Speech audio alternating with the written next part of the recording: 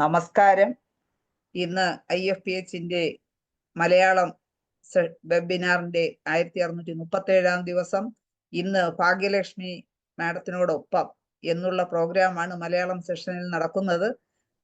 ഈ പ്രോഗ്രാമിൽ പങ്കെടുക്കുന്നതിന് വേണ്ടി സൂം പ്ലാറ്റ്ഫോമിലെത്തിയിട്ടുള്ള എല്ലാ ബഹുമാന്യരായ ഡോക്ടേഴ്സിനെയും ഹോമിയോപ്പതി സ്നേഹികളെയും സ്റ്റുഡൻസിനെയും ഇന്നത്തെ പ്രോഗ്രാമിലേക്ക് സ്വാഗതം ചെയ്യുന്നു. ഇന്നത്തെ സെഷൻ ആരംഭിക്കുന്നതിന് മുമ്പായി ഒരു നിമിഷം ഈശ്വര പ്രാർത്ഥന. നന്ദി. ഭാഗ്യലക്ഷ്മി മാഡം നമുക്ക് ധാരാളം ക്ലാസ്സുകൾ എടുത്തിട്ടുള്ള വ്യക്തിത്വമാണ്. എല്ലാ ദിവസവും നമ്മളോടൊപ്പം ഉണ്ട്. മാഡത്തിനോടൊപ്പം എന്നുള്ള പ്രോഗ്രാം ആണെങ്കിലും തുടക്കത്തിൽ മാഡത്തിന് ആമുഖമായി എന്താണ് പറയാനുള്ളതെന്ന് കേൾക്കാം. എല്ലാവരും പിന്നെ സംശയങ്ങളോ ചർച്ചകളോ ആക്കി നമുക്ക് മുമ്പോട്ട് കൊണ്ടുപോകാം. എല്ലാവരും സജീവമായി ചർച്ചയിൽ പങ്കെടുക്കണമെന്ന് താല്പര്യപ്പെട്ടുകൊണ്ട് എല്ലാവർക്കും വേണ്ടി ഭാഗ്യലക്ഷ്മി മാഡത്തിനെ ഇന്നത്തെ ക്ലാസ്സിലേക്ക് ക്ഷണിക്കുകയാണ്. ക്ലാസ് തുടങ്ങാം മാഡം. എല്ലാവർക്കും നമസ്കാരം. ആദ്യമായി ശൈല ഡോക്ടറുടെ വാക്കുകൾക്ക് നന്ദി. ഞാൻ എൻ്റെ എല്ലാ ഗുരുക്കന്മാരുടെയും പാതാരവിന്ദത്തിൽ എൻ്റെ പ്രണാമം അർപ്പിച്ചുകൊണ്ട് തുടങ്ങട്ടെ. ഞാൻ ഒരു ഇത്തിരി തിരക്ക് എൻ്റെ വീട്ടിൽ ഇച്ചിരി എമർജൻസി കാര്യങ്ങളൊക്കെ ആയിട്ട് ഇങ്ങനെ പോയിക്കൊണ്ടിരിക്കുവാണ്. ഇതിൻ്റെ ഇടയ്ക്ക് വെച്ച് ചിലപ്പോൾ എനിക്കൊന്ന് ഇറങ്ങി പോകേണ്ടി വരികയും ചെയ്യുമായിരിക്കും. അത്ര ഒരു ബുദ്ധിമുട്ടിലാണ് ഞാൻ ഓടിക്കേറി വന്നതാണ്. എനിക്കിന്ന് പകലും ഇന്നലെ ഒന്നും പിന്നെ പ്രിപ്പയർ ചെയ്യാൻ പറ്റിയില്ല. ഓർമ്മയിലുള്ള 2-3 കേസ് ഞാൻ ആദ്യം ഇവിടെ പറയാം. സാധാരണ ഒരു പ്രിപ്പറേഷനിൽ കഴിഞ്ഞിട്ടാണ് ഞാൻ വരിക. പക്ഷെ എനിക്ക് ഇന്നൊന്നും ഒരു പ്രിപ്പറേഷനും ഉണ്ടാകാൻ പറ്റിയില്ലാത്തൊരവസ്ഥയായിപ്പോയി. എന്തായാലും ഒരു സാധാരണഗതിയിൽ നമുക്ക് കിട്ടിയാലും നമുക്ക് ട്രീറ്റ്മെന്റ് പറ്റാത്ത 1-2 കേസസ് ആണ് ഞാനിപ്പോൾ ഇവിടെ പറയാൻ പോകുന്നത്. ഒരു 4 കേസ് ഞാൻ പറയാം. ന്യൂറോളജിക്കൽ പ്രോബ്ലം ആണ്. അതിൽ എനിക്ക് സിറിഞ്ചോമൈലിയ എന്ന് പറയുന്ന ഒരു കണ്ടീഷൻ, അതായത് ബ്രെയിനിൽ ഒരു CRE1 മാൽഫോർമേഷൻ എന്ന് പറയുന്ന ഒരു കണ്ടീഷനാണ്. അത് സംഭവം കൺജനിറ്റലായിട്ട് ഉണ്ടാകുന്നതാണ്. നമുക്കതിലൊന്നും ചെയ്യാൻ ഒക്കുന്ന ഒരു അവസ്ഥയല്ല. അത് ഒന്നിലും ട്രീറ്റ്മെന്റ് ഇല്ല. പിന്നെ ട്രീറ്റ്മെന്റ് ഉണ്ടെന്ന് പറഞ്ഞാൽ അവർ സർജറിയാണ് പറയുന്നത്.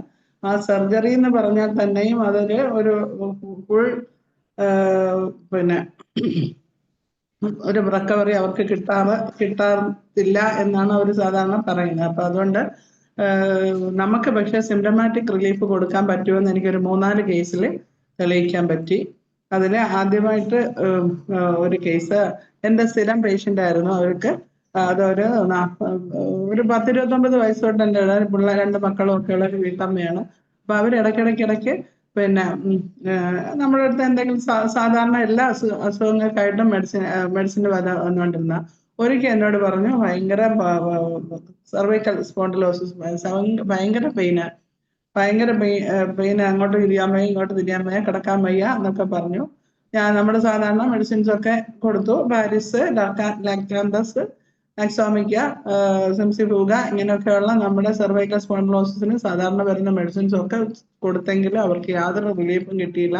ഒരു മെയിനായിട്ട് പറഞ്ഞ ഒരു സിംറ്റം എന്ന് പറഞ്ഞു കഴിഞ്ഞാൽ തുമ്മുകയോ ചുമയ്ക്കുകയോ ചെയ്തു കഴിഞ്ഞാൽ വല്ലാത്തൊരു സഡൻ പെയിൻ വരും. അത് ഇങ്ങനെ കഴുത്തിൽ കൂടെ വന്ന് നെഞ്ചിലും റിബ്സിലും എല്ലാം പിടിക്കും. അത് പിന്നെ ഒരു 10 മിനിറ്റെങ്കിലും കഴിയാതെ അവർക്ക് അതിൽ നിന്ന് മോചനം കിട്ടുന്നില്ല എന്നൊക്കെ പറഞ്ഞു. അങ്ങനെ ഞാൻ അവരെ MRIക്ക് വിളിച്ചു. അപ്പൊ MRIയിലാണ് അത് പറഞ്ഞിരുന്നത്. ഇതുപോലെ തന്നെ CRE type 1 malformation and long segment syringomyelia from C5 to D6 vertebral level. ഇത്രയും ദൂരത്തിൽ അവനുണ്ട്. അതുകൊണ്ടാണ് ആ റിബ്സിലോട്ടും ഒക്കെ അവർക്ക് ആ പെയിൻ വരുന്നത്. അപ്പൊ പിന്നെ സർജറിയാണ് പറയുന്നത്. പക്ഷെ നല്ല കോസ്റ്റ്ലി ആണ്. പിന്നെ അത് സർജറി ചെയ്താലും അതിന് ഭയങ്കരമായിട്ട് ബുദ്ധിമുട്ടുണ്ടാകും എന്നുള്ള ഒരു കണ്ടീഷനായിരുന്നു. അപ്പൊ അവര് പറഞ്ഞു, എനിക്ക് എന്തെങ്കിലും ചെയ്തു തന്നേ പറ്റൂ ഡോക്ടറെ, മറ്റവർക്കൊന്നുമില്ല, ഇടയ്ക്ക് പെയിൻ കൂടുകയാണെങ്കിൽ പെയിൻ കില്ലർ കഴിച്ചോളുന്നു.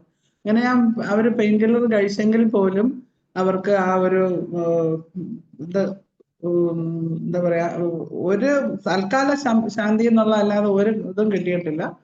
അപ്പം ഞാൻ പറഞ്ഞു നമുക്ക് നോക്കാം എന്ന് പറഞ്ഞു. ഞാനത് സിംറ്റമാറ്റിക് ആയിട്ട് ഡീറ്റെയിൽ ആയിട്ട് കേസ് എടുത്തു. സാധാരണ ഒരു അക്യൂട്ട് കേസിൽ വരുമ്പോഴൊക്കെ നമ്മൾ അങ്ങനെ അക്യൂട്ടായിട്ട് കൊടുക്കുന്നേ ഉണ്ടായിരുന്നുള്ളൂ. ഇപ്പൊ അതിൽ ഞാൻ ഡീറ്റെയിൽഡ് കേസ് എടുത്ത് അവരുടെ പെയിനും കാര്യങ്ങളും എല്ലാം വെച്ചിട്ട് കേസ് റെപ്പർട്ടൈസ് ചെയ്തപ്പോൾ എനിക്ക് കിട്ടിയ മെഡിസിൻ സൈലീഷ്യയാണ്. സൈലീഷ്യയിൽ ഞാൻ 0/3 തന്നെ തുടങ്ങി. ഡെയിലി 3 ഡോസ് വെച്ച് കൊടുത്തു 0/3. അത് കഴിഞ്ഞ് പിന്നെ രണ്ടാമത്തെ അങ്ങനെ ആഴ്ചയിൽ ഇപ്പോൾ ഒരു സ്ലൈറ്റ് റിലീഫ്, ഒരു എന്താ പറഞ്ഞ എന്തോ ഒക്കെ ഒരു കുറവുണ്ട്, അല്ലാതെ വലിയ ഇതായിട്ടൊന്നും കിട്ടുന്നില്ല എന്ന് പറഞ്ഞു. പിന്നെ ഞാൻ പക്ഷേ റിപ്പീറ്റ് ചെയ്തു. അപ്പൊ കുറച്ച് വന്നപ്പോൾ അവർക്ക് പെയിന് നല്ല റിലീഫ് ഉണ്ട്. അങ്ങനെ എങ്കിലും മെഡിസിൻ ഒരു ദിവസം പോലും അവർക്ക് കഴിക്കാതിരിക്കാൻ പറ്റുന്നില്ല. എല്ലാ ദിവസവും മെഡിസിൻ എടുക്കാം. പിന്നെ ഞാൻ അതുകൊണ്ട് സോറി സൈലീഷ്യ 0.6 പോയി. ഡെയിലി ഓരോ ഡോസ് വെച്ച് സൈലീഷ്യ 0.6 കൊടുത്തു. അതിൽ അവർക്ക് കുറച്ച് ഇമ്പ്രൂവ്മെന്റ് ഉണ്ട്. ഇപ്പോഴും പറഞ്ഞു ഇപ്പൊ വെറുതെ ഇരിക്കുമ്പോഴത്തെ വേദനയൊക്കെ നന്നായിട്ട് മാറി. അങ്ങനെ വലിയ പ്രശ്നമില്ല. Daily day to day routine എല്ലാം ചെയ്യാൻ പറ്റുന്നുണ്ട്. പക്ഷേ പിന്നെ ഈ എന്താ പറയാ, ഒരു തുമ്മലോ ചുമയാണ് എന്നെ ഏറ്റവും വലിയ ഇതാകുന്ന. ഒരു ജലദോഷം വന്നു പോയാൽ ഞാൻ പെട്ടുപോകുന്നത്. അതുകൊണ്ട് എനിക്ക് ജലദോഷം വരാതെ മരുന്ന് വേണമെന്ന് പറഞ്ഞിട്ടാണ് അവർ വരുന്നത്. പക്ഷെ ഇപ്രാവശ്യം അവർക്ക് ജലദോഷം വന്ന് തുമ്മല് വന്ന് ഭയങ്കര പെയിൻ കാര്യങ്ങൾ. അപ്പൊ ഞാൻ കൂട്ടത്തിന് മാക്പോസും കൂടെ കൊടുത്തിരുന്നു. അപ്പോഴ് ഒരു ചെറിയ റിലീഫ് ഉണ്ട്. പക്ഷെ എന്നാലും ജലദോഷവും ചുമയും ഇല്ലെങ്കിൽ അവർക്ക് വേറെ കുഴപ്പമൊന്നും ഇല്ലാതെ സൈലീഷ്യയിൽ കൊണ്ടുപോകാൻ പറ്റുന്നുണ്ട്. അപ്പൊ ഇങ്ങനെ ഒരു കണ്ടീഷൻ ഉണ്ട്, സിറിഞ്ചോമൈലിയ.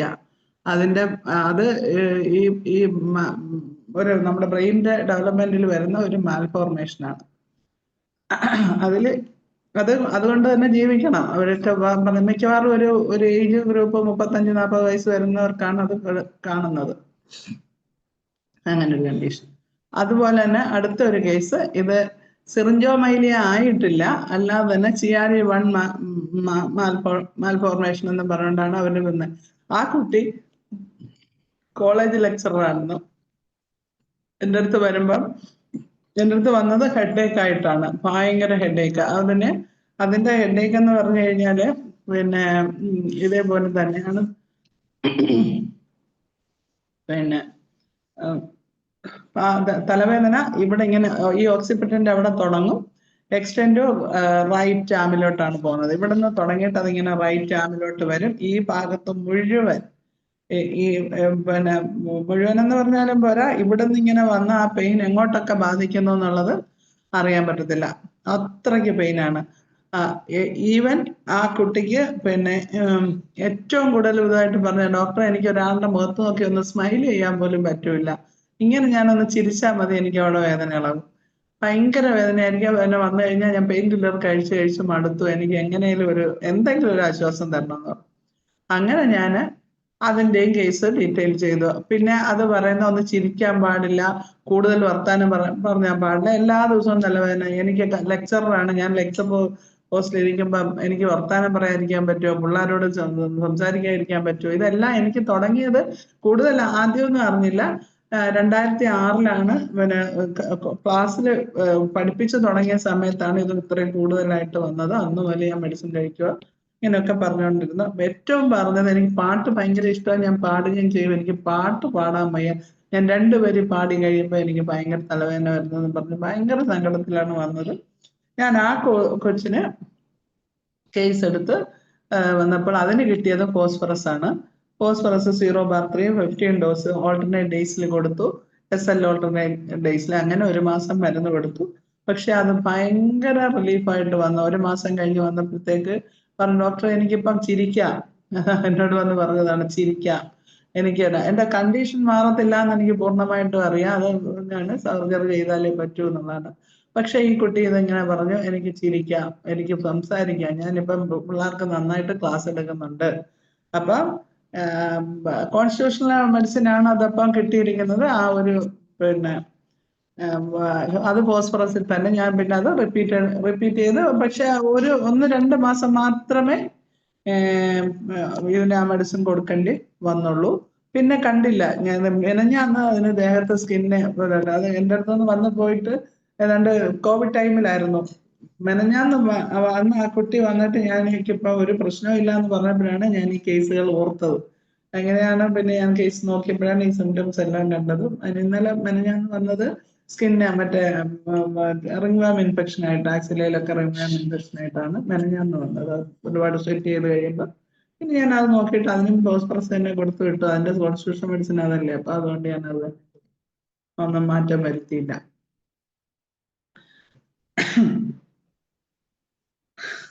അടുത്തത് ഇതുപോലെ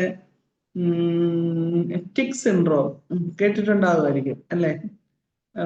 പിന്നെ നമ്മള് അതായത് അബ്നോർമൽ മൂവ്മെന്റ്സ് ആണ് ടിക് സിൻഡ്രോം എന്ന് പറയുന്നത്. ടിക്സ് ഡിസീസ് എന്നും പറയും, ടിക് സിൻഡ്രോം എന്നും പറയും.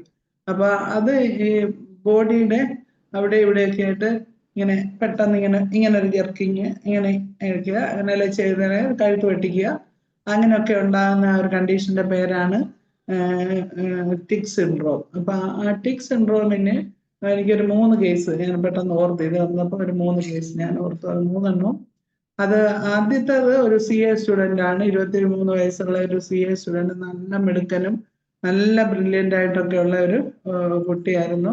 അപ്പോൾ ക്ലാസ്സിലൊക്കെ ഫസ്റ്റ്, എല്ലാത്തിനും നല്ല മാർക്കും കാര്യങ്ങളും ഒക്കെ വാങ്ങിച്ചു തന്നെ പാസ്സായി. CA പഠിക്കാനൊക്കെ സ്വന്തമായിട്ട് ഇഷ്ടത്തിൽ പോയതൊക്കെ. പക്ഷെ അവിടെ വെച്ചാണ് പ്രശ്നം വന്നത്. ഒരു മിനിറ്റ്. ഹലോ, തുടങ്ങട്ടെ. കേൾക്കുന്നുണ്ടോ? കേൾക്കുന്നുണ്ട് മാഡം, കേൾക്കുന്നുണ്ട്. ഓക്കെ, കേൾക്കാം. അപ്പം ആ കുട്ടിക്ക് ഇതേപോലെ ക്ലാസ്സിൽ പഠിപ്പിച്ചുകൊണ്ടിരിക്കുമ്പോഴത്തേക്ക് ഇങ്ങനെ സിംറ്റംസ് എല്ലാം ഇതുപോലെ ഇങ്ങനെ വരുന്നു. ഇങ്ങനെ ഒരു ജെർക്കിങ്. ആദ്യം തുടങ്ങിയത് റൈറ്റ് ഷോൾഡറിലാണ്, അവിടുന്ന് നെക്കില്. അങ്ങനെ അത് ആകെപ്പാടെ ഭയങ്കര ബുദ്ധിമുട്ടായി പോയി ആ കുട്ടിക്ക്. ക്ലാസ് പഠിത്തം ശ്രദ്ധിക്കാൻ പറ്റുന്നില്ല. അങ്ങനെ ഇരിക്കുമ്പോഴാണ് ഇതിങ്ങനെ കയറി വരുന്നത്. അങ്ങനെ ആയപ്പോ പിള്ളേരും കളിയാക്കാൻ തുടങ്ങി. അവൻ ഒരു തരം ഇൻട്രോവേർട്ടായി, പഠിക്കാനൊന്നും ഇഷ്ടമില്ല. ശരിക്കും അങ്ങ് ഡൗൺ ആയി. 6 മാസം കൊണ്ട് അവര് ഹോസ്പിറ്റലിൽ കൊണ്ടുപോയപ്പോ ന്യൂറോ പ്രോബ്ലം ആണ്, ഇതൊക്കെയാണ് പ്രശ്നങ്ങളാണെന്നൊക്കെ അവര് പറഞ്ഞു. ഇതിന് വേറെ പ്രത്യേകിച്ചൊന്നും ഇല്ല, ബിഹേവിയറൽ തെറാപ്പി എന്നൊക്കെ പറഞ്ഞ് അവർ ഏതാണ്ടൊക്കെ ചെയ്തു. എന്തായാലും കൊള്ളാം, ആ പയ്യൻ അങ്ങ് മെന്റലി ഡൗൺ ആയി പോയി. ഭയങ്കര പ്രശ്നമായിട്ടാണ് എൻ്റെ അടുത്ത് വന്നത്. അങ്ങനെ ഞാൻ അതിന് കേസൊക്കെ ചോദിച്ചിട്ടപ്പം പിന്നെ അന്നിട്ട് ഞാൻ കൊടുത്ത മരുന്ന് കാർസിനോസിനാ. ആ കുട്ടി ഒരു കാർസിനോസിൻ കുട്ടിയായിരുന്നു. അപ്പൊ അതിന് ഞാൻ കാർസിനോസിൻ കൊടുത്തു. അപ്പൊ ആ കാർസിനോസിന്റെ പിന്നെ എന്റെ കേസിൽ ഫസ്റ്റ് മന്തിൽ തന്നെ അവന് കുറച്ചൊക്കെ വ്യത്യാസം വന്നു. ആ മൈൻഡ് അങ്ങ് മാറി. ഞാൻ കുറച്ച് കൗൺസിലിങ്ങും കൊടുത്തു. എന്നിട്ട് ഞാൻ പറഞ്ഞു ഇതിനകത്ത് ശ്രദ്ധിക്കേണ്ടതെല്ലാം പറഞ്ഞ് കുറച്ച് കാര്യങ്ങൾ പറഞ്ഞു കൊടുത്തു. എന്തായാലും പഠിക്കാൻ പോകണം, ക്ലാസ്സിൽ പോകാതിരിക്കരുത് എന്നൊക്കെ പറഞ്ഞിട്ട് ഞാൻ ഇത് കൊടുത്തതിന് ശേഷം നല്ല ഒരു വ്യത്യാസം വന്നു. അതിനുശേഷം പിന്നെ ഞാൻ അവന് കാലിഫോസും കൊടുത്തിരുന്നു. പിന്നെ ഇത് ഒരു ഇത്തിരി ഇതൊക്കെ പറഞ്ഞ കാരണം ജിങ്കോ ബൈലോബ ടിഞ്ചറും കൊടുത്തു. അങ്ങനെ അതില് എന്തായാലും ആ കുട്ടി നല്ല റിലീഫായി. ഒരു 3 മാസം കൊണ്ട് അവൻ കംപ്ലീറ്റ് ആ സിംറ്റത്തിൽ നിന്ന് മാറിക്കിട്ടി. അതാണ് ഒരു ടിക് സിൻഡ്രോം. പിന്നെ വേറൊരു കേസും ഞാൻ കാർസിനോസിൻ തന്നെ കൊടുത്തു മാറ്റി. അത് ഇവിടെയുള്ള പേഷ്യൻ്റ് അല്ല, ഡെൻമാർക്കിലുള്ള. അപ്പൊ അവരുടെ പിന്നെ അതിന്റെ ഫാമിലി ഹിസ്റ്ററിയിലൊന്നും ഇതിന് പ്രശ്നങ്ങളൊന്നും ഇല്ല. പക്ഷെ അവരുടെ പേരന്റൽ ഡിസ്പ്യൂട്ടും പ്രശ്നങ്ങളും ഒക്കെ ആയിട്ടുള്ള ഒരു കുട്ടിയായിരുന്നു അത്. അവനും ഏതാണ്ട് 35 വയസ്സായി. അവന് 25 വയസ്സ് തൊട്ട് തുടങ്ങിയ ഒരു പ്രശ്നമാണ്. ഈ പ്രശ്നം ഇങ്ങനെ ഭയങ്കരമായിട്ട് എവിടെ ഏത് സദസ്സിന്റെ മുമ്പിൽ പോയാലും അവന് അവിടെ നിൽക്കാൻ പറ്റാതെ ഉള്ള ഒരു രീതിയിൽ ഇത് അദ്ദേഹം മുഴുവൻ അങ്ങ് വിറയ്ക്കും. അങ്ങനെ വന്ന് കഴിയുമ്പോൾ അവർക്ക് ഭയങ്കര പ്രയാസമായിട്ട് അങ്ങനെയാണ് അത് എൻ്റെ അടുത്ത് വന്നത്. ഡെൻമാർക്കിൽ നിന്നൊക്കെയുള്ള കുറച്ച് പേഷ്യൻസ് എനിക്കുണ്ട്. അപ്പൊ അവര് അതില് ആ പേഷ്യന്റ് അതിന് ഞാൻ കേസെല്ലാം നോക്കിയപ്പോൾ കാർസിനോസിൻ തന്നെ കിട്ടി. അപ്പൊ അതും കൊടുത്തു. അതിനും നല്ല കുറവ് കിട്ടി. അപ്പൊ ഇങ്ങനത്തെയൊക്കെയുള്ള മെഡിസിൻ ഡിസീസ് വന്നാലും നമുക്ക് ട്രീറ്റ് ചെയ്യാന്നുള്ളതിന്റെ ഒരിതാണ്. അതേപോലെ തന്നെ അടുത്തൊരു കേസ് ഒരു കുഞ്ഞു വാവയായിരുന്നു. കുഞ്ഞു വാവയെന്ന് വെച്ചാൽ 6 മാസം പ്രായമാണ്. ആ കുട്ടിക്ക് ഒരു കുഴപ്പമില്ല. വെറും ചെറിയ കുട്ടിയായിരുന്നപ്പോ തന്നെ എൻ്റെ അടുത്ത് കൊണ്ടുവന്നുകൊണ്ടിരിക്കുന്നതാണ്. 6 മാസം പ്രായമായി കഴിഞ്ഞപ്പോ അവരിങ്ങനെ ഒരു വീഡിയോ എടുത്ത് എനിക്ക് അയച്ചു തന്നു. ഇങ്ങനെ ശരിക്കും ഇങ്ങനെ അങ്ങ് ദേഹം മുഴുവൻ വെട്ടിക്കുന്ന ഒരു ഇത്. അപ്പൊ അത് ഫിറ്റ്സ് വരുന്ന പോലെ ഒന്നും ആയിട്ട് തോന്നിയില്ല. അത് ഫിറ്റ്സിന്റെ പോലെ ആണോ എന്ന് ചോദിച്ചോണ്ട് അവരിങ്ങനെ എടുത്തത്. പക്ഷെ വേറെ കാര്യങ്ങളൊന്നുമില്ല. അങ്ങനെ കളിച്ച് കളിച്ച് കളിച്ച് കിടക്കും. അതിന്റെ ഇടയ്ക്ക് വെച്ച് ഇങ്ങനെ കുറച്ച് ദേഹം ഇങ്ങനെ ഒരു വെട്ടിച്ച് ഇങ്ങനെ കാണിക്കുന്നുണ്ടായിരുന്നു. അത് കുറച്ച് കഴിയുമ്പോൾ അങ്ങ് മാറും. പിന്നെ ഇതില്ല, അങ്ങനെ ഒരു പ്രശ്നങ്ങളും ഇല്ല. അപ്പോഴൊരു ദിവസം എൻ്റെ അടുത്ത് കൊണ്ട് ഞാൻ പറഞ്ഞു, "അയ്യോ, ഇത് കുഞ്ഞു വാവ എന്തെങ്കിലും ആണോ ഇല്ലയോ എന്നൊക്കെ ഒന്ന് അറിയണ്ടേ." അപ്പൊ അതിന് വേണ്ടിയിട്ട് ഞാനൊന്ന് പിന്നെ അവരെ ഒരു ഇതിൽ വിട്ടു, മറ്റേ SIT ന്യൂറോളജിയിൽ വിട്ട്. അപ്പം പിന്നെ അത് കഴിഞ്ഞിട്ട് അവര് നോക്കിയിട്ട് ടിക് സിൻഡ്രോം എന്നും പറഞ്ഞാണ്ടാ വിട്ടത്. അപ്പൊ ഞാൻ വിചാരിച്ച ടിക്സ് അല്ലേ, സാരമില്ല, നമുക്ക് മരുന്ന് കൊടുക്കാം. അങ്ങനെ പക്ഷെ ആ കുഞ്ഞിന് ഞാൻ കൊടുത്തത് നമ്മുടെ ഹെലിബറസ് 30 നല്ല വ്യത്യാസമാണ്. ആ, പോവാ ടാറ്റ. വീട്ടിലെ കോൺസെൻട്രേറ്റ് ചെയ്യാൻ പറ്റുന്നില്ല. അപ്പോഴ് അതില് ഞാൻ ഹെലിബറസ് 30 കൊടുത്തു. ഹെലിബറസ് കൊടുത്തതിന് ശേഷം ഫസ്റ്റ് ഡോസ് ഒറ്റ ഡോസ് ഞാൻ കൊടുത്തുള്ളൂ. അത് എങ്ങനെയുണ്ടെന്ന് നോക്കിയിട്ടാകാമെന്ന് പറഞ്ഞ് ഹെലിബറസ് 30 ഒരു ഡോസ്. ആ ഡോസ് കൊടുത്താൽ പറഞ്ഞു 3 ദിവസം അത് വന്നില്ല എന്ന് പറഞ്ഞു. പിന്നെ ആ ഡോസിന് ശേഷം 3 ദിവസം വന്നില്ല എന്ന് പറഞ്ഞു. അപ്പൊ ഞാൻ ഇപ്പൊ ഒരു ഡോസ് കൂടെ റിപ്പീറ്റ് ചെയ്തു. ഒറ്റ ഡോസ് തന്നെ റിപ്പീറ്റ് ചെയ്തു. അതിനുശേഷം 3 ദിവസം കഴിഞ്ഞിട്ടും വന്നില്ല. ഒരു 5 ദിവസം വരെ പോയി അടുത്ത ഡോസില്. അപ്പൊ വീണ്ടും ഒന്നുകൂടെ ഡോസ്. ഞാൻ പറഞ്ഞു അങ്ങനെ ഉണ്ടെങ്കിൽ മാത്രം കൊടുത്താൽ, ഒരു 1 പിൽസ് ഞാൻ അവരുടെ കൊടുത്തിരുന്നു, എന്തെങ്കിലും കാണിക്കുന്നെങ്കിൽ മാത്രം കൊടുത്താൽ മതി എന്നുള്ളത്. 3 പ്രാവശ്യം അങ്ങനെ. ആദ്യത്തത് 3 ദിവസം കഴിഞ്ഞ്, പിന്നത്തത് 5 ദിവസം കഴിഞ്ഞ്, പിന്നെ ഒരാഴ്ച കഴിഞ്ഞ് വീണ്ടും ഒന്നുകൂടെ കാണിച്ചു. അതോടുകൂടി അത് നിന്നു. പിന്നെ ഞാൻ നോക്കിയതോടുകൂടി പിന്നെ ഫാമിലി ഹിസ്റ്ററിക്കകത്ത് എല്ലാം കേട്ടിട്ട് ഞാൻ പതുക്കെ അവർക്ക് പിന്നെ ഒരു ട്യൂബർക്കുലിന് ഒരു ഡോസ്, ആ കുട്ടിക്ക് 200 ഒരു ഡോസ് കൊടുത്തു. അതിനുശേഷം ഇതുവരെ ആ കുഞ്ഞിന് ആ പ്രശ്നം ഉണ്ടായിട്ടില്ല. ഇപ്പം 1.5 വയസ്സായി. 6 മാസത്തിലായിരുന്നു അത് തുടങ്ങിയത്. അപ്പൊ 1.5 വയസ്സ് വരെ വേറെ കുഴപ്പങ്ങളൊന്നുമില്ല. അപ്പൊ ഇങ്ങനെയുള്ള കുറച്ച് കേസസ് ആണ് പറയാൻ വന്നത്. അപ്പം പിന്നെ എന്തെങ്കിലും ഒന്നും നോക്കാൻ പറ്റില്ലല്ലോ, ഞാൻ പറഞ്ഞില്ലേ. ഇനി എന്ത് നോക്കട്ടെ, എന്തെങ്കിലും ചോദ്യം. ഞാൻ അങ്ങനെ പറയല്ലാതെ എനിക്ക് കേസസ് നോക്കാൻ ഒത്തില്ല. ഇനി ഒരെണ്ണം പറയാം, പെട്ടെന്ന് ഓർമ്മ വന്ന ഒരു പെംഫീഗസ് കേസ്. ബുള്ളസ് പെംഫീഗസ് കേട്ടിട്ടുണ്ടോ? അതെല്ലാവർക്കും അറിയാവുന്ന കാര്യമാണ്. പക്ഷെ നമുക്ക് കേസ് കിട്ടാറില്ല. എനിക്ക് അടുത്ത കാലത്ത് ഒരു ബുള്ളസ് പെംഫീഗസ് കേസ് വന്നു. അത് അവര് ഒരു ക്രോണിക് CKD പേഷ്യന്റ് ആണ്. പിന്നെ ഡയബറ്റിക്, പ്രഷർ, ഷുഗർ, എല്ലാം ഒരു എല്ലാ ലൈഫ് സ്റ്റൈൽ ഡിസീസസും ഉണ്ട്. അവർ ഒരുപാട് മെഡിസിൻസും കഴിക്കുന്നതാണ്. എന്തായാലും അത് കഴിച്ചിട്ട് ശേഷം അവര് 68 വയസ്സുള്ള സ്ത്രീയാണ്. നല്ല വണ്ണവും ഇതൊക്കെ ഉണ്ട്. അത് കഴിഞ്ഞപ്പോഴത്തേക്ക് ദേഹത്തെല്ലാം ഇങ്ങനെ ബുള്ളസ് പോലെ അങ്ങനെ പൊങ്ങി, കയ്യിലും കാലിലും ദേഹത്തും എല്ലാം ഭയങ്കര വേദനയും പ്രശ്നങ്ങളും. അപ്പൊ അവരുടെ മെഡിസിൻ ഡോക്ടറൊക്കെ പറഞ്ഞാണ് അവർ ഡയഗ്നോസ് ചെയ്തത് ബുള്ളസ് പെംഫീഗസ് ആണ്. പിന്നെ സ്റ്റിറോയിഡ് ഉള്ള ട്രീറ്റ്മെന്റ് അങ്ങനെന്നൊക്കെ പറഞ്ഞ് അവർക്ക് മെഡിസിൻ ഒക്കെ കൊടുത്ത്, സ്റ്റിറോയിഡ് കൊടുക്കുമ്പോൾ പിന്നെ ഇത് കൂടും, പിന്നെ നമുക്ക് വലിയ ബുദ്ധിമുട്ടായിരിക്കും, കിഡ്നി ഡിസീസ് ഒക്കെ ഉള്ളതല്ലേ, അപ്പൊ ക്രിയാറ്റിനൊക്കെ കൂടാനൊക്കെ ചാൻസ് ഉണ്ട്, അങ്ങനെയാ പറഞ്ഞ് അവര് ഒരുപാട് പേടിപ്പിക്കുകയും ചെയ്ത്. അപ്പൊ അവരുടെ മോൾ എന്റെ പേഷ്യന്റാ. അപ്പൊ എന്നെ വിളിച്ചിട്ട് പറഞ്ഞു എന്തെങ്കിലും ചെയ്യാൻ പറ്റുമോ, ഇങ്ങനെയൊക്കെ പറയുന്നു, സ്റ്റിറോയിഡ് ഇനി കൂടുതൽ സ്റ്റാർട്ട് ചെയ്ത് കഴിഞ്ഞാൽ എന്റെ അമ്മയ്ക്ക് അത് ഭയങ്കര വിഷമമായിരിക്കും എന്നൊക്കെ പറയുന്നു. അമ്മ ഒട്ടും സമ്മതിക്കുന്നില്ല എന്ന് പറഞ്ഞു. നമ്മള് കിട്ടിയ അവസരം പാഴാക്കിയില്ല. നമ്മൾ പഠിച്ചിട്ടുണ്ടല്ലോ ബുള്ളസ് പെംഫീഗസ് ഒക്കെ. ഒരു മരുന്ന് ഓർമ്മയുണ്ടോ? ആർക്കെങ്കിലും അറിയാവോ? ഞാൻ കൊടുത്ത മരുന്ന് മാൻസിനല്ല. അതിനകത്ത് പറയുന്നുണ്ട് പെംഫീഗസ് എന്ന് പറഞ്ഞിട്ട്. പിന്നെ ഞാൻ നിങ്ങള് റെപ്പർട്ടി നോക്കിയപ്പോ നമ്മുടെ നെയർ റെപ്പർട്ടിക്കകത്ത് ഒരൊറ്റ മരുന്നേ ഉള്ള റെസ്റ്റോക്സ്. റെസ്റ്റോക്സ് 30, മാൻസിനല്ല 30 കൂടെ കൊടുത്തു. നല്ല കുറവ് വന്നു. അവർക്ക് ഒരു ബുദ്ധിമുട്ടും ഉണ്ടാവാതെ ആ ബുള്ളസ് വന്നത് ആദ്യത്തെ ദിവസങ്ങളൊക്കെ, പിന്നെ അവിടെ ഇവിടെയൊക്കെ കൂടുതലായിട്ട് പിന്നെ ഇത് വന്നായിരുന്നു. കൊടുത്ത സമയത്ത് കുറച്ച് ഒക്കെ പുതിയ പുതിയ ന്യൂ എറപ്ഷൻസ് ഒക്കെ വന്നു. പിന്നെ ആയപ്പോഴത്തേക്ക് അതങ്ങ് കുറഞ്ഞു. വളരെ വളരെ വളരെ പെട്ടെന്ന് ഒരു മാസം 2 മാസമൊക്കെ ആയപ്പോഴത്തേക്ക് തന്നെ അത് കംപ്ലീറ്റ് മാറി. പിന്നെ വരുന്നില്ല ഇപ്പൊ അവർക്ക്. അപ്പൊ അങ്ങനെ ഇന്ന് 5-6 റെയർ കണ്ടീഷൻസ് ആണ് ഞാൻ ഓർത്ത് വെച്ച് പറഞ്ഞത്. അപ്പൊ അതിന് ഇത്രയുണ്ട്. ഇനി നോക്കട്ടെ എന്തെങ്കിലും ഉണ്ടോ. ഞാൻ പണ്ട് പറഞ്ഞ കേസസ് ഒക്കെ ഉള്ളു ഇതിനകത്ത്. ഇനി എന്തെങ്കിലും ഒരു ചോദ്യം. കേസുകൾ റയർ എന്ന് പറയാൻ പറ്റില്ല, വെരി റയർ. അതെ, നമ്മളെ ശരി, നമുക്ക് കിട്ടാൻ പാടുള്ള കാര്യങ്ങളല്ലേ ഇങ്ങനെ സിറിഞ്ചോമൈലിയ എന്നൊക്കെ.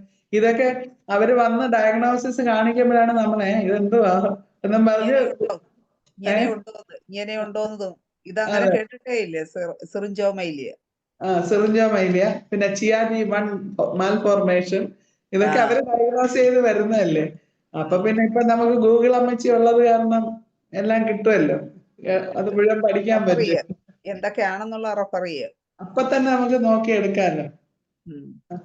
അപ്പൊ അങ്ങനെ ഒരു ദിവസം പിന്നെ മാഡത്തിന് ഒരു സാഹചര്യം അനുവദിച്ചില്ലെങ്കിലും ഇത്രയും കേസുകളൊക്കെയാണ് പറഞ്ഞത്. ഇനി ഡോക്ടേഴ്സിന് എന്തെങ്കിലും അവരവരുടെ കേസുകൾ സംശയമോ എന്തെങ്കിലും വേറെ ഏതെങ്കിലും എന്താണ് അസുഖങ്ങൾക്ക് എന്താ മാനേജ്മെന്റ് എന്നോ എക്സ്പീരിയൻസ് മാഡം ഷെയർ ചെയ്യുന്നതാണ്. എല്ലാരും ഹാൻഡ് റൈസ് ചെയ്ത് ചോദ്യങ്ങൾ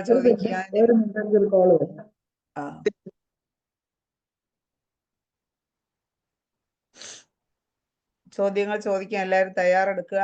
ഹാൻഡ് റൈസ് ചെയ്യുക, ചോദിക്കുക. ബാക്കി ചോദിക്കാനുള്ളവർ ഹാൻഡ് റൈസ് ചെയ്ത് വെച്ചാൽ നന്നായിരുന്നു. അതന്നെ, നമുക്ക് പ്രിയോറിറ്റി അനുസരിച്ച് വിളിക്കാലോ. അബ്ദുൽ സലാം സാർ പറഞ്ഞ പോലെ ഇനി ആർക്കെങ്കിലും എന്തെങ്കിലും സംശയങ്ങളൊക്കെ ഉണ്ടെങ്കിൽ ചോദിച്ച് ഓർത്തു വെക്കുക.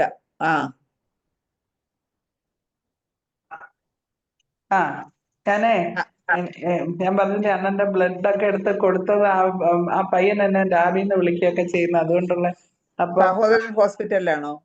എന്തോ ആരെങ്കിലും ഹോസ്പിറ്റലൈസ്ഡാണോ? ഹോസ്പിറ്റലൈസ്ഡ് അല്ല, ഹോസ്പിറ്റലിൽ പോലെ വീട്ടിലിരിക്കുക. ചേട്ടന് സുഖമില്ല. പിന്നെ ഓക്സിജനും കൊടുത്തിട്ട് ഞാൻ ഓടി വന്നതാ. ഓക്സിജൻ ഉണ്ട്, അതുകൊണ്ട് എനിക്ക് ഒരുപാട് ഇരിക്കാൻ പറ്റുന്നില്ല. എന്നാലും എളുപ്പം പറഞ്ഞിട്ട് പോവാം. ഒരു കേസ് ഒന്നൂടെ പറയട്ടെ. സിബോ കേട്ടിട്ടുണ്ടോ? സിബോ എന്നുള്ള അസുഖം കേട്ടിട്ടില്ല. അത് വേറെ അസുഖമൊന്നുമല്ല. Small intestinal bacterial overgrowth. ഇതാണ് അതിന്റെ ഫുൾ ഫോം. സിബോ. അപ്പൊ ഒരു ഡോക്ടർ എനിക്കൊരു കത്ത് എഴുതി തന്നതാണ്. This patient is suffering from സിബോ, നിങ്ങൾക്ക് എന്തെങ്കിലും ചെയ്യാൻ പറ്റുമെന്ന് റെഫറൽ ലെറ്റർ തന്നതാ. ഈ സിബോ എന്തുവാന്ന് എനിക്കറിയാവോ? പിന്നെ അടിച്ചു നോക്കിയപ്പോ കിട്ടി സിബോ എന്തുവാന്ന്. Small intestinal bacterial overgrowth. ഒരു ADHD കുട്ടിയായിരുന്നു.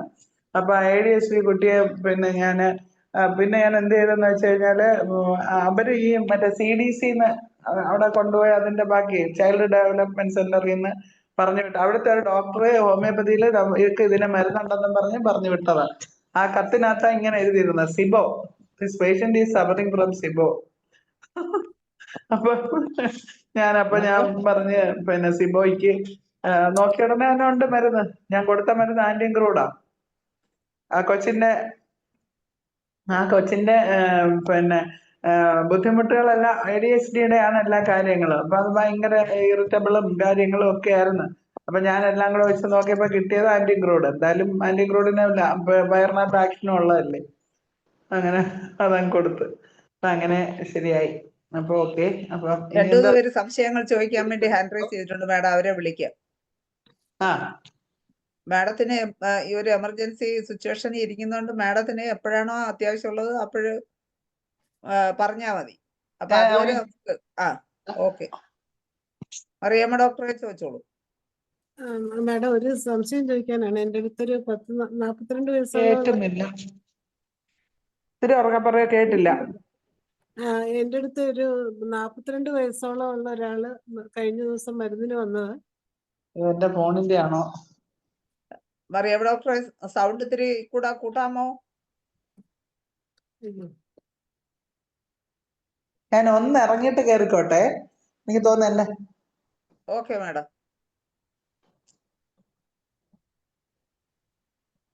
ആ ഫോൺ വന്നു കഴിഞ്ഞപ്പോ പിന്നെ എന്റെ ഫോണിന്റെ സൗണ്ട് അങ്ങ് പക്ഷെ പോയി. മാഡം പറയുന്നത് ഞങ്ങൾക്ക് നല്ലപോലെ കേൾക്കാം. ഇല്ല, വേറെ ഫോൺ വരുമ്പോ അതിന്റെ ശബ്ദം പോകും. അതാണ്. പക്ഷെ അത് മാഡത്തിന്റെ സൗണ്ട് നമുക്ക് കേൾക്കുന്നുണ്ട്. പക്ഷെ ഇറങ്ങിയിട്ട് കയറണം. ഒരു ചാറ്റ് ബോക്സിൽ ഒരു സംശയം വന്ന അസൈറ്റിസിന് മാഡം വരട്ടെ. അസൈറ്റിസിന് ഏതൊക്കെയാണ് റെമഡി എന്ന് ചോദിച്ചിട്ടുണ്ട്. ഡോക്ടേഴ്സിന് അവരവരുടെ ഏതെങ്കിലുമൊക്കെ പ്രപ്പോസൽ ഉണ്ടെങ്കിൽ പറയാം. ഡോക്ടർ അഡ്മിറ്റ് ചെയ്തിട്ടുണ്ട്. ഓക്കെ, പറഞ്ഞോളൂ. മറിയമ്മ ഡോക്ടറെ ചോദിച്ചോളൂ.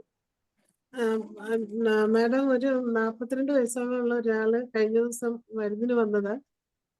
അതിന് കൈയുടെ തുമ്പത്ത് പെരുപ്പുണ്ട്, പിന്നെ കോച്ചിപ്പിടുത്തം പോലെ ഇടയ്ക്ക് വരാറുണ്ട്. പക്ഷെ ചിരിച്ചാല് ദേഹം മൊത്തം പിടിച്ചു വെക്കുന്ന പോലത്തെ ഒരു സെൻസേഷൻ ഉണ്ടെന്ന്. അപ്പൊ അത് ഇതുപോലത്തെ എന്തെങ്കിലും ആണോ? അതിന് എന്തൊക്കെ ഇൻവെസ്റ്റിഗേഷൻ നമ്മൾ ചെയ്യണം?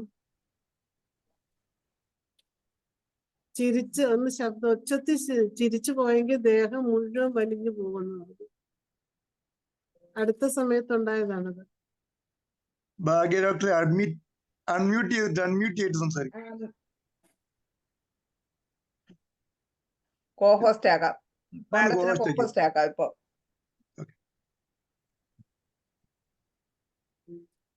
മാഡം ഇനി അൺമ്യൂട്ട് ചെയ്തേ.